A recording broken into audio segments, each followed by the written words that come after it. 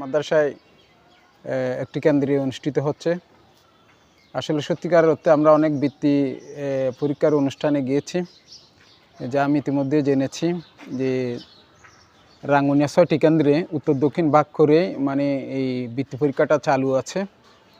আসলে এটা এদের সম্ভবত আমার ভুল না হলে এটা দ্বিতীয়বার হতে যাচ্ছে, তাদের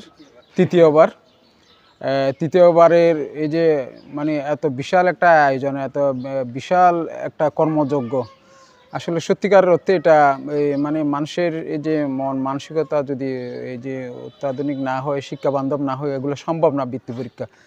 আর যারা আয়োজকরা রয়েছেন ইতিমধ্যে কলিমুল্লাহ ভাই সহ এখানে রাঙ্গুনিয়া সরকারি কলেজের অধ্যাপক সাহেব আছেন, এখানে কিজরি ভাই আছেন, এখানে প্রিন্ট মিডিয়া, ইলেকট্রনিক্স মিডিয়া আছে। আমি ব্যক্তিগতভাবে আমাদের পেশাদার সাংবাদিকদের সংগঠন রাঙ্গুনিয়া প্রেস ক্লাবের পক্ষ থেকে আপনাদেরকে শুভেচ্ছা জানাচ্ছি। আমরা অনেকবার এই মেরিট বৃত্তি পরীক্ষা নিউজ, মেরিট সার্চ বৃত্তি পরীক্ষার নিউজ আমরা ছাপিয়েছি। আমরা কথা দিচ্ছি আপনাদের পাশে থাকব। আমরা সবসময় চেষ্টা করি যারা ভালো কাজ করে তাদের পাশে থাকার জন্য।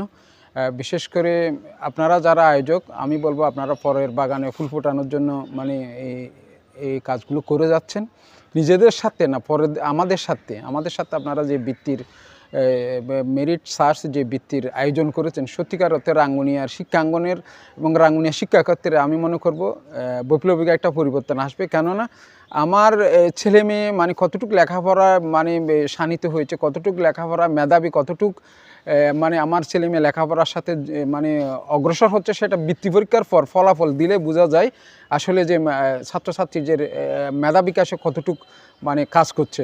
সত্যিকার অর্থে আমি বলবো যে মেধা বিকাশের ক্ষেত্রে এই বৃত্তি যথেষ্ট সহায়ক ভূমিকা পালন করবে।